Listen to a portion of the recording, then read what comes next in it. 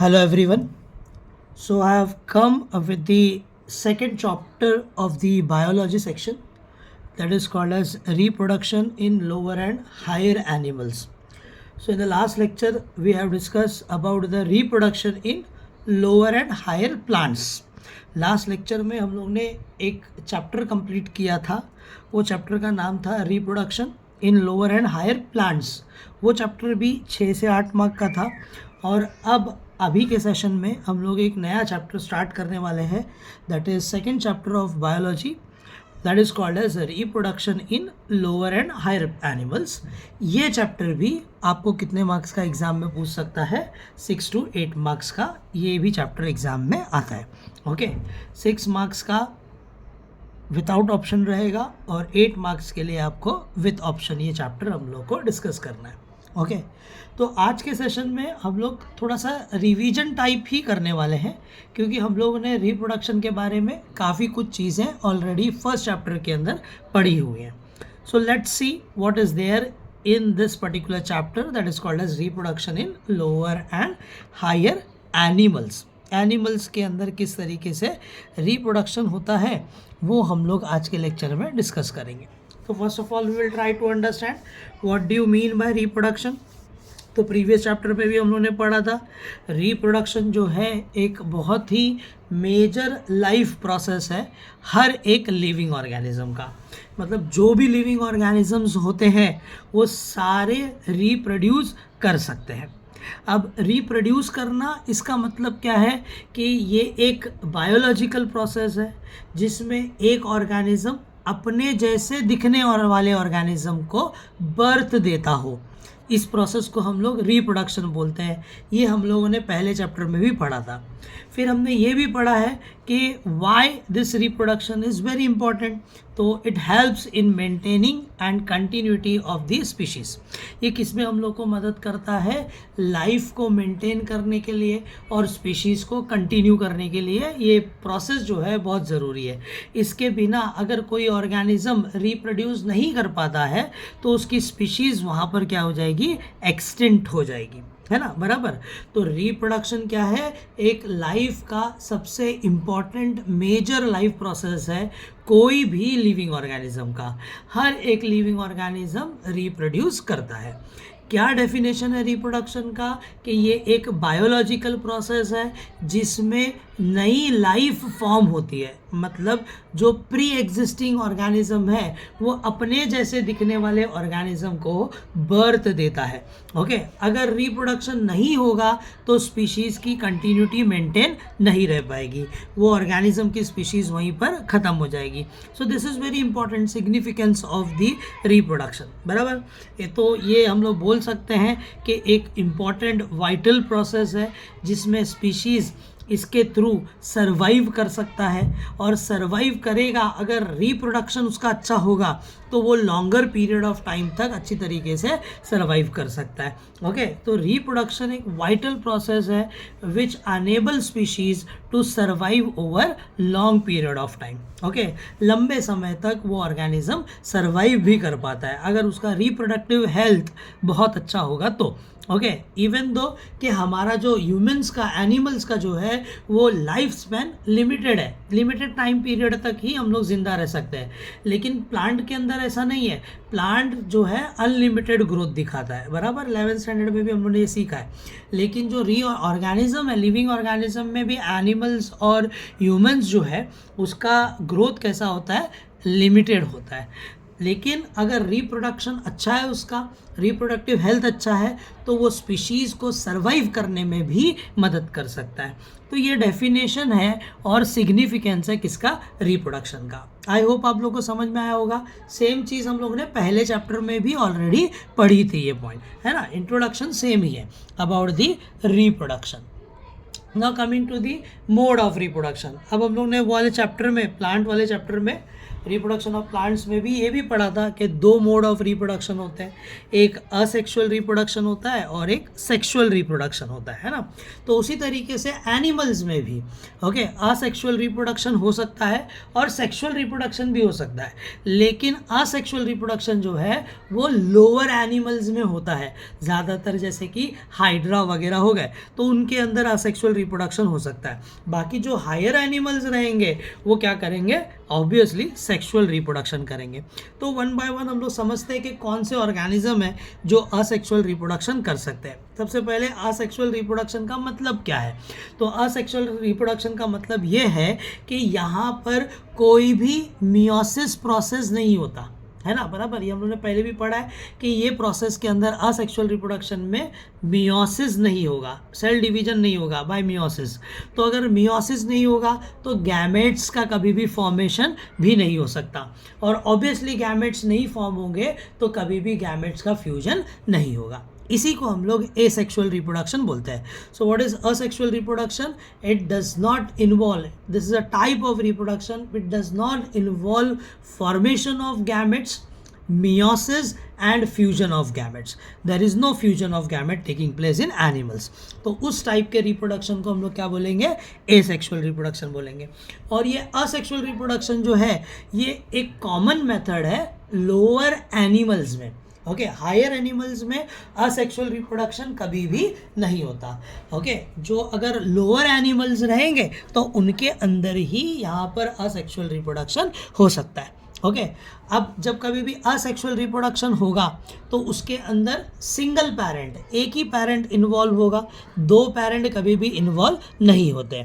It does not involve both the sexes for reproduction, इसीलिए इसको हम लोग क्या बोलते हैं, असेक्सुअल रिप्रोडक्शन बोलते हैं। ओके अब जो इसमें से प्रोजेनी बनेंगे या डॉटर सेल बनेंगे वो जेनेटिकली आइडेंटिकल होंगे ओके टू सिंगल पेरेंट्स, मतलब जैसा पेरेंट दिखाई देगा वैसे ही उसके ऑफस्प्रिंग दिखाई देंगे, और इसको हम लोग क्या बोलते हैं, क्लोन्स बोलते हैं। ये भी चीज़ हम लोग ने फर्स्ट लेक्चर में पढ़ा, फर्स्ट चैप्टर में पढ़ा था। जब कभी भी असेक्सुअल रिप्रोडक्शन होता है तो जो प्रोजेनी बनता है, ऑफस्प्रिंग बनता है, वो कैसे होते हैं, जेनेटिकली मॉर्फोलॉजिकली आइडेंटिकल होते हैं, और उसको हम लोग क्या बोलते हैं, क्लोन्स बोलते हैं। और क्यों जेनेटिकली आइडेंटिकल होते हैं, बिकॉज यहाँ पर गैमेट्स का फ्यूजन नहीं है, मेल और फीमेल के गैमेट्स कभी भी फ्यूज नहीं हो सकते, इसीलिए यहाँ पर क्लोन्स बनते हैं। और वो क्लोन्स के अंदर हम लोग को क्या देखने को मिलती है, सिमिलैरिटीज देखने को मिलती है। ओके तो लोअर एनिमल जो है वो असेक्सुअली रिप्रोड्यूस कर सकते हैं बाय टू मेथड्स। ओके इसमें हम लोग को खाली दो ही मेथड पढ़ना है। प्लांट्स के अंदर हम लोग ने 4 मेथड पढ़े थे अगर आपको याद होगा तो, जैसे कि हम लोग ने फ्रेगमेंटेशन, बाइनरी फिजन, बर्डिंग और स्पोरुलेशन पढ़ा था। उसी तरीके से यहाँ पर लोअर एनिमल्स जो है वो असेक्सुअली रिप्रोड्यूस करते हैं, लेकिन किसकी मदद से ये लोग रिप्रोड्यूस करेंगे, ग्लैम्यूल फॉर्मेशन और बर्डिंग प्रोसेस के थ्रू ये लोग क्या करते हैं, रिप्रोड्यूस कर सकते हैं। ओके आई होप आपको समझ में आया होगा असेक्सुअल रिप्रोडक्शन एनिमल्स में कैसे होता है। तो असेक्सुअल रिप्रोडक्शन किस में कॉमन है, लोअर एनिमल्स में कॉमन है। इसके अंदर ना तो गैमेट्स का फॉर्मेशन होता है, ना तो इसके अंदर मियोसिस प्रोसेस होगा, ना इसके अंदर गैमेट्स का फ्यूजन होगा, इसीलिए इसको हम लोग असेक्सुअल रिप्रोडक्शन बोलते हैं। यहाँ पर हमेशा सिंगल पेरेंट्स ही इन्वॉल्व होते हैं, इसके अंदर दो सेक्सेस इन्वॉल्व कभी भी नहीं होंगे। जो प्रोजेनी या डॉटर सेल्स बनेंगे वो एक दूसरे के क्या होंगे, क्लोन्स होंगे। ओके जेनेटिकली मॉर्फोलॉजिकली आइडेंटिकल होंगे।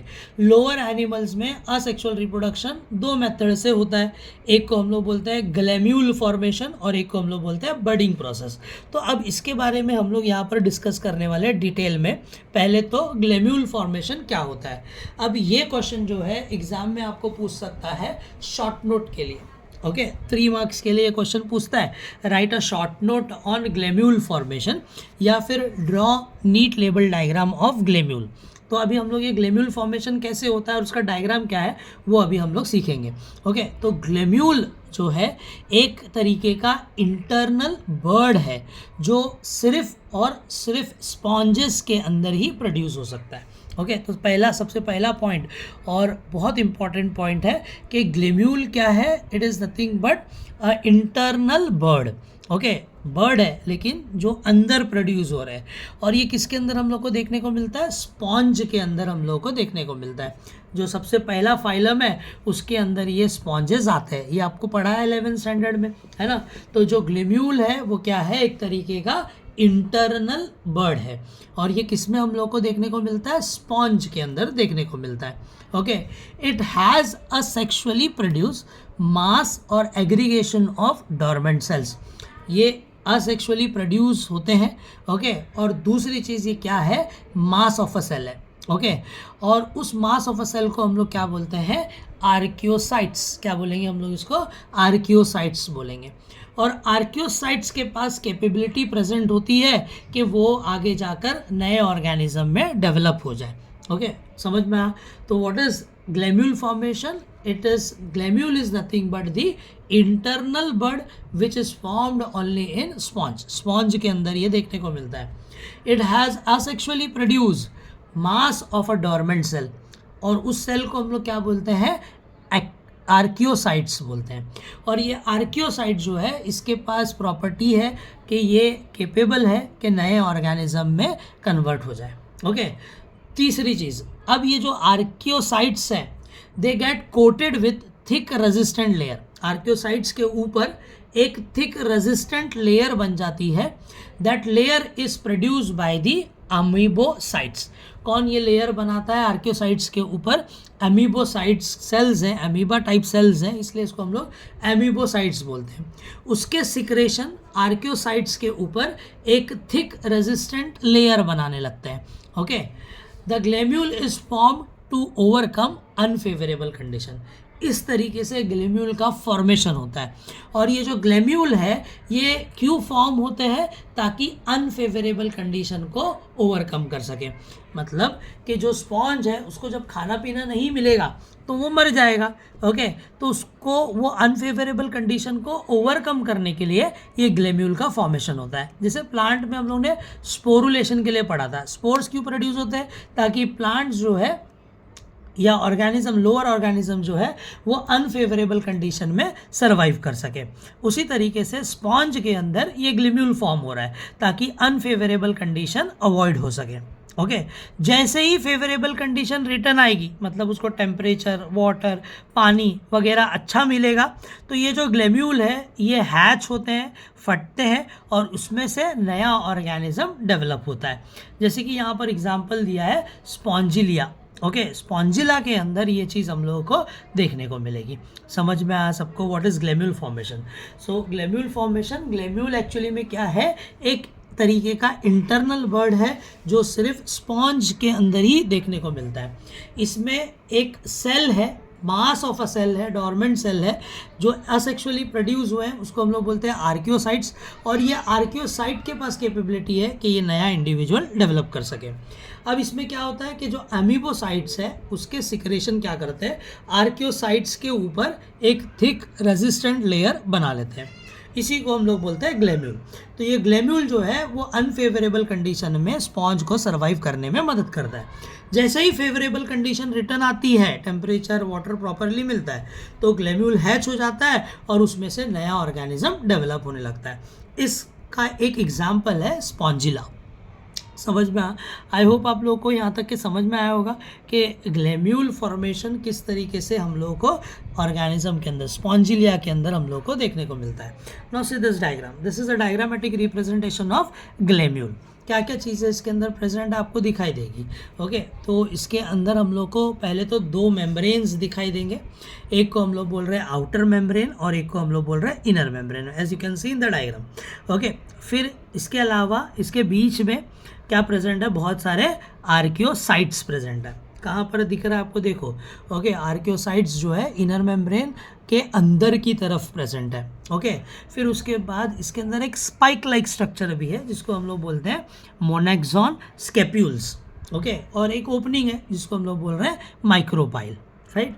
तो ये डायग्राम बनाने के लिए आना चाहिए। और इसकी लेबलिंग में ये 5 नाम ही करना है। एक है माइक्रोपाइल जहाँ पर उसकी ओपनिंग है, फिर इसके अंदर मोनेक्सॉन, स्कैप्यूल प्रेजेंट है, फिर inner membrane, outer membrane, inner membrane के अंदर की तरफ क्या प्रेजेंट है, आर्कियोसाइट्स। तो इसी को हम लोग क्या बोलते हैं, ग्लेम्यूल बोलते हैं। तो 2 मार्क का डायग्राम ये पूछता है, draw neat label diagram of gemmule. तो ये डायग्राम आपको ड्रॉ करने के लिए आना चाहिए, very easy. Okay, now coming to the next point that is called as budding. अब जो दूसरा मेथड है हमारा, उसको हम लोग क्या बोल रहे हैं, बडिंग बोल रहे हैं। बडिंग जो है एक सिंपल असेक्सुअल रिप्रोडक्शन है जो फेवरेबल कंडीशन में अकर होता है। Okay, it is seen in variety of animals. बहुत सारे एनिमल्स में ये बडिंग प्रोसेस देखा गया, जैसे कि कोलेंट्रेट्स है, जैसे कि हाइड्रा और कोरल्स, इसके अंदर ये होता है, और कुछ एस्केनेडियंस के अंदर भी ये हम लोगों को देखने को मिलता है। ओके, तो ये याद रखने का। ग्लेम्यूल फॉर्मेशन किस में होता है, स्पॉन्ज में, स्पॉन्जिला में। ओके, और बडिंग प्रोसेस किस में होता है, कोलेंट्रेट्स में और एस्केनेडियंस में। ओके, कोलेंट्रेट में ज़्यादा कॉमन है, हाइड्रा और कोरल के अंदर ये हम लोग को देखने को मिलता है। अब हाइड्रा के ऊपर ही एक छोटी सी ग्रोथ डेवलप हो जाती है बेसल एंड की तरफ, उसी को हम लोग क्या बोलते हैं, बर्ड्स। इनिशियली वो बर्ड जो है, यंग बर्ड जो है, वो हाइड्रा को अटैच रहता है, पेरेंट हाइड्रा को। फिर जब फेवरेबल कंडीशन रिटर्न आती है तो वो बर्ड डिटैच होता है और फिर उसमें से नया हाइड्रा डेवलप होता है और उसके ऊपर टेंटेकल्स वगैरह डेवलप होने लगते हैं। ओके, इसी प्रोसेस को हम लोग क्या बोलते हैं, बडिंग प्रोसेस बोलते हैं। Now you can see in the diagram. Okay, अगर आप देखोगे तो डायग्राम में अच्छे से समझ में आएगा आपको कि यहाँ पर आपको दिख रहा है, ये आपका क्या है, पूरा हाइड्रा है ना, ये पूरा हाइड्रा है हमारा, पेरेंट हाइड्रा। इसके ऊपर यहाँ पर टेंटेकल्स प्रेजेंट है और यहाँ पर देखो एक छोटा सा बर्ड यहाँ पर डेवलप हो रहा है, राइट। फिर वो डेवलप होगा और इसके ऊपर क्या ग्रो हो जाएंगे, टेंटेकल्स। इस तरीके से धीरे धीरे उसकी आउटग्रोथ होगी। जब कभी भी फेवरेबल कंडीशन रिटर्न आएगा, उसको अच्छा खाना पीना मिलेगा, तो उसके टेंटेकल्स वगैरह ग्रो हो जाते हैं और फिर उसके बाद ये पेरेंट प्लांट से देखो यहाँ पर कैसे हो रहा है, डिटैच हो रहा है। ओके, डिटैच होकर यंग हाइड्रा इसमें से सेपरेट हो जाता है। तो इसी प्रोसेस को हम लोग क्या बोलते हैं, बडिंग प्रोसेस बोलते हैं। आई होप आपको समझ में आया होगा। ये हम लोग ने ऑलरेडी इसके अंदर मैंने थोड़ा सा आइडिया आपको दे दिया था फर्स्ट चैप्टर के अंदर, तो यहाँ पर इजीली आपको समझ में आ जाएगा कि बडिंग प्रोसेस क्या होता है। तो एक सिंपल असेक्सुअल रिप्रोडक्शन है जो फेवरेबल कंडीशन में होता है। दूसरा पॉइंट, ये कौन से एनिमल में देखा गया, कोलेंट्रेट्स के अंदर, जैसे कि हाइड्रा, कोरल। ये इंपॉर्टेंट पॉइंट है, एग्जाम्पल याद रखना है। और कुछ एस्केनेडियंस के अंदर भी बडिंग देखा जा सकता है। हाइड्रा के अंदर एक छोटी सी ग्रोथ होती है बेसल एंड की तरफ और फिर ये बर्ड में कन्वर्ट हो जाता है और फिर जैसे इसको अच्छा अच्छा खाना पीना मिलेगा तो ये बर्ड्स के ऊपर टेंटेकल्स भी ग्रो होने लगते हैं। फिर यंग हाइड्रा जो है पेरेंट प्लांट से डिटैच होता है और डिटैच होने के बाद नया ऑर्गेनिज्म इसमें डेवलप होने लगता है। तो ये 2 मेथड है जिसके थ्रू ये लोग असेक्सुअली रिप्रोड्यूस करते हैं लोअर ऑर्गेनिज्म। एक है ग्लेम्यूल फॉर्मेशन और एक है बडिंग प्रोसेस। दोनों के डायग्राम अगेन इम्पॉर्टेंट है। 2 मार्क्स के लिए डायग्राम पूछ सकता है ड्रॉ करने के लिए और शॉर्ट नोट भी पूछ सकता है। Write a short note on gemmule formation, write a short note on budding. 3 mark का ये क्वेश्चन एग्जाम में दोनों भी पूछ सकता है। ओके, और इंट्रोडक्शन टॉपिक में से again same definition of reproduction, give it significance 1 marks के लिए। और दूसरी चीज़ एग्जाम्पल्स पूछेगा। ओके, ग्लेम्यूल फॉर्मेशन किस में होता है, स्पॉन्ज के अंदर होता है। ओके, और जो बडिंग प्रोसेस है वो किसके अंदर होता है, हाइड्रा और कोरल्स के अंदर होता है। ये चीज़ हम लोग को याद रखना है। कुछ एस्केनेडियंस हैं जो बडिंग कर सकते हैं। ओके, तो यहाँ पर हमारा asexual type of reproduction animals के अंदर ख़त्म हो गया। लोअर एनिमल्स में ऐसा होता है। आई होप आपको आज का टॉपिक समझ में आया होगा। हम लोग यहाँ पर स्टॉप करेंगे और कल के लेक्चर में, नेक्स्ट लेक्चर में, okay, I will explain you about the sexual type of reproduction. Main topic हमारा स्टार्ट होगा नेक्स्ट लेक्चर से, जिसको हम लोग बोल रहे हैं सेक्सुअल रिप्रोडक्शन। तो वो कैसे होता है, कौन से ऑर्गन्स इन्वॉल्व है सेक्सुअल रिप्रोडक्शन में, पूरा डिटेल में हम लोग नेक्स्ट लेक्चर में पढ़ने वाले हैं। ओके, तो आज के लिए हम लोग यहाँ पर स्टॉप करेंगे। ओके, आई होप आपको सबको अच्छे से समझ में आया आज का टॉपिक। अगर नहीं समझ में आ रहा, कुछ डाउट है तो you can ask in the comment. Thank you so much.